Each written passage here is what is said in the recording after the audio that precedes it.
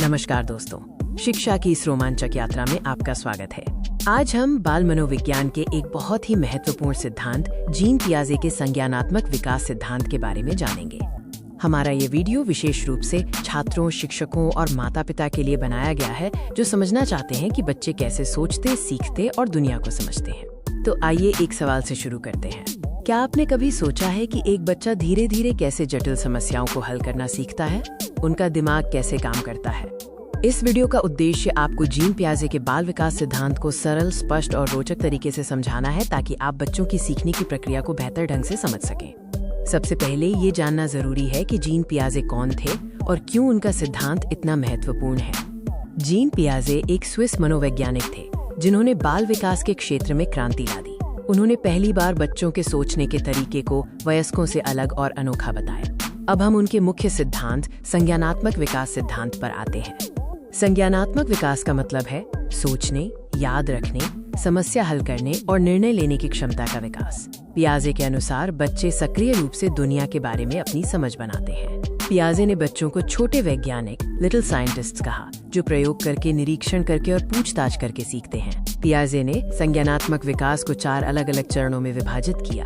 प्रत्येक चरण पिछले चरण से अधिक उन्नत होता है और एक निश्चित आयु सीमा में होता है। पहला चरण है संवेदी गामक अवस्था, जो जन्म से लगभग 2 वर्ष तक चलती है। इस चरण में बच्चा इंद्रियों और क्रियाओं जैसे चूसना, देखना के माध्यम से सीखता है। मुख्य उपलब्धि है वस्तु स्थायित्व, ऑब्जेक्ट परमानेंस का विकास। दूसरा चरण है पूर्व संक्रियात्मक अवस्था, 2 से 7 वर्ष। बच्चे प्रतीकात्मक सोच विकसित करते हैं, जैसे खेलते समय एक छड़ी को घोड़ा समझना। इस चरण में अहम केंद्रितता, ईगोसेंट्रिज्म दिखाई देती है, यानी बच्चा दूसरों के दृष्टिकोण को नहीं समझ पाता। तीसरा चरण है मूर्त संक्रियात्मक अवस्था, 7 से 11 वर्ष। बच्चे तार्किक रूप से सोचना शुरू करते हैं, लेकिन केवल मूर्त, कॉन्क्रीट चीजों के बारे में। वे संरक्षण, कंजर्वेशन के सिद्धांत को समझने लगते हैं, जैसे कि पानी की मात्रा बदलने पर भी वो समान रहती है। अंतिम चरण है औपचारिक संक्रियात्मक अवस्था, 11 वर्ष और उससे अधिक। अब बच्चा अमूर्त, एब्स्ट्रैक्ट सोच, परिकल्पना निर्माण, हाइपोथेटिकल थिंकिंग और वैज्ञानिक तर्क का उपयोग करने में सक्षम हो जाता है। पियाजे के सिद्धांत को पूरी तरह से समझने के लिए हमें 3 मुख्य अवधारणाओं को जानना होगा: स्कीमा, आत्मसातकरण और समायोजन। स्कीमा ज्ञान की संरचनाएं हैं। वे मानसिक ढांचे हैं जिनका उपयोग हम दुनिया को व्यवस्थित करने और समझने के लिए करते हैं। ये जानकारी का एक ब्लॉक है। आत्मसातकरण तब होता है जब हम नई जानकारी को अपनी मौजूदा स्कीमा में फिट करते हैं। उदाहरण के लिए, एक बच्चा एक नए जानवर को देखता है और उसे कुत्ता कहता है क्योंकि वो उसकी मौजूदा कुत्ता स्कीमा से मेल खाता है। समायोजन तब होता है जब नई जानकारी इतनी अलग होती है कि हमें अपनी स्कीमा को बदलना या एक नया स्कीमा बनाना पड़ता है।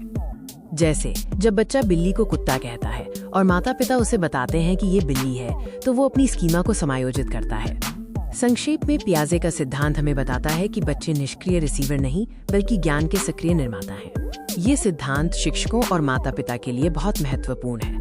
ये हमें सिखाता है कि बच्चों को उनकी विकास अवस्था के अनुसार उपयुक्त सीखने के अनुभव प्रदान करना चाहिए। इस सिद्धांत को समझने के लिए धन्यवाद। अगर आपको ये वीडियो पसंद आया हो तो इसे लाइक करें और हमारे चैनल को सब्सक्राइब करें। बाल विकास पर और अधिक जानकारी के लिए जुड़े रहें।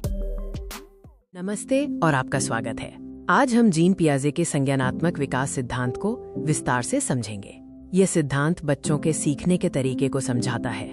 अगर आप शिक्षा, मनोविज्ञान या बाल विकास को समझना चाहते हैं तो ये सिद्धांत बहुत जरूरी है। हम इसे सरल हिंदी में समझेंगे। जीन पियाजे एक स्विस मनोवैज्ञानिक थे। उन्होंने हमें बताया कि बच्चे दुनिया को कैसे समझते हैं और अपना ज्ञान खुद कैसे बनाते हैं। ये सिद्धांत शिक्षा और बाल विकास में सबसे ज्यादा महत्वपूर्ण माना जाता है। ये शिक्षकों को बच्चों के सोचने के तरीके को समझने में मदद करता है। पियाजे ने कहा कि संज्ञानात्मक विकास चरणों, स्टेजेस में होता है। हर चरण में बच्चा एक खास तरीके से सोचता और सीखता है। पियाजे के अनुसार बच्चे निष्क्रिय श्रोता, पैसिव लिसनर्स नहीं होते।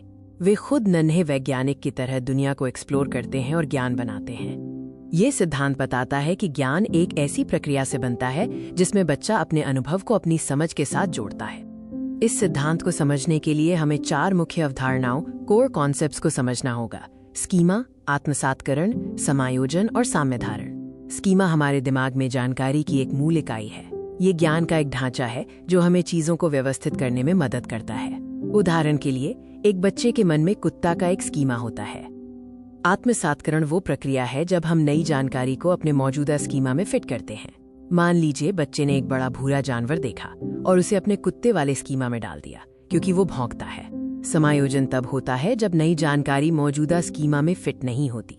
तब हमें या तो स्कीमा को बदलना पड़ता है या नया स्कीमा बनाना पड़ता है। जब बच्चे को पता चलता है कि वो बड़ा भूरा जानवर घोड़ा है तो वो घोड़ा का नया स्कीमा बनाता है।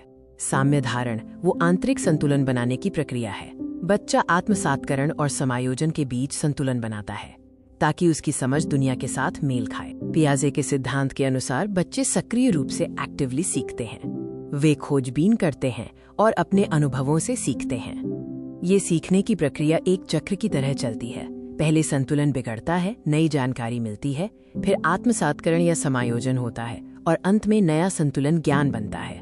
कक्षा में जब बच्चे कोई नया गणित का सवाल हल करते हैं तो वे अपने पुराने स्कीमा को इस्तेमाल करते हैं। अगर उत्तर गलत आता है तो वे समायोजन करके नया तरीका सीखते हैं।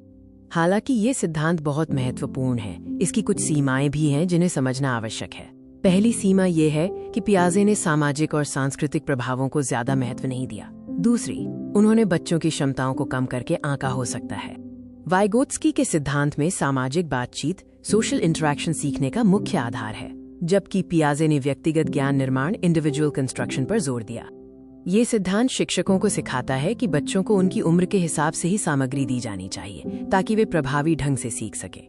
शिक्षक इस सिद्धांत का उपयोग करके बच्चों को खोजबीन, एक्सप्लोरेशन और प्रयोग, एक्सपेरिमेंटेशन के अवसर दे सकते हैं। उन्हें बच्चों को स्वयं सीखने के लिए प्रेरित करना चाहिए।